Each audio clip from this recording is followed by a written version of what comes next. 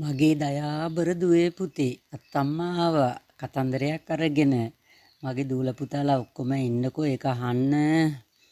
ඔන්න පුතේ එකෝමත් එක රටක එකෝමත් එක කැලේක විලක් තිබුණා. පුතාලා දන්නවනේ විල කියන එක නේද? පුතේ ඔය ඕලු නෙළුම් මානෙල් වගේ මල් එහෙම හදන්නේ. දැන් ගෙවල් වල මිදුලෙත් හදනවා ඔන්න. පුතාලා දැකලා තියෙනවනේ නේද? ඉතින් මගේ දුවේ පුතේ අද මගේ කතාවේ නම ගෙම්බන්ගේ රජතුමා. ඉතින් මගේ දුවේ පුතේ මේ විලේ ගෙම්බෝ ගොඩාක් හිටියා. තව සත්තු මාළු වර්ග එහෙම හිටියා. ඉතින් මේ ගෙම්බෝ ටික ටික කතා වෙනවා. අපිට හිතුමනාප හැමදේම කරනවා. ඒ වුණාට අපේ පාලනය කරන රජෙක් නෑනේ. අපිට රජෙක්පත් කරගනිමුද?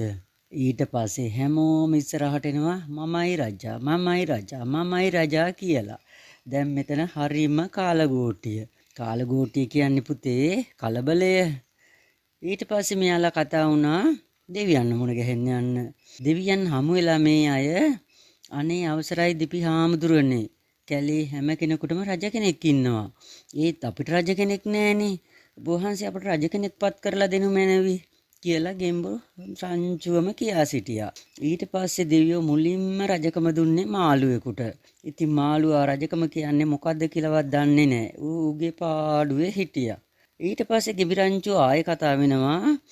මේ මාළුවා ඌගේ පාඩුවේ ඉන්නවා මිසක් අපිව පාලනය කරන්නේ නැහනේ. අපි ආපහු දෙවියන්ට ගිහින් කියමු. ආයෙත් දෙවියන් මුණ ගැහෙන්න ගියා. ගිහින් දෙවියන්ට විස්තරය කීවා.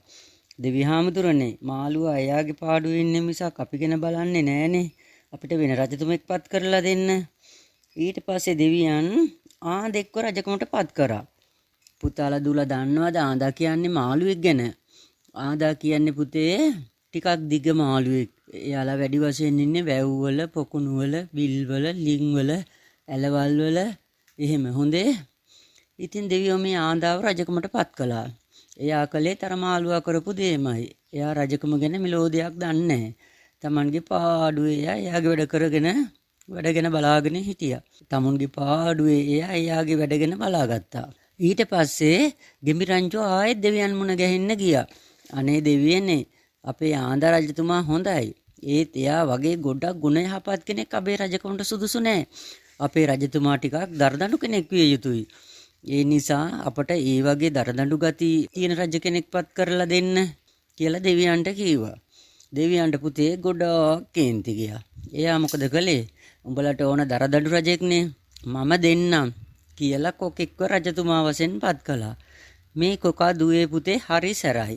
ගෙම්බෝ කියන දේ අහන්නේ නැහැ. එයා බොහොම දරදඬු විදිහට ගෙම්බන්න පාලනය කරා.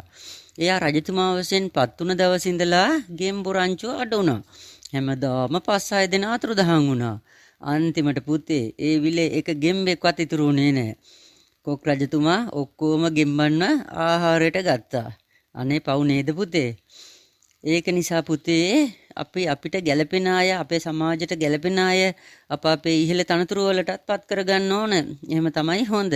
ඉතින් අත්තම්මා ආයෙත් ලස්සන කතන්දරයක් අරන් හමු වෙන්නම්කෝ. මගේ පුතාලා අමතක කරන්න එපා subscribe කරන්න හොඳේ. ඔයාලට බුදු සරණයි, දෙවි පිහිටයි, ආයුබෝවන්.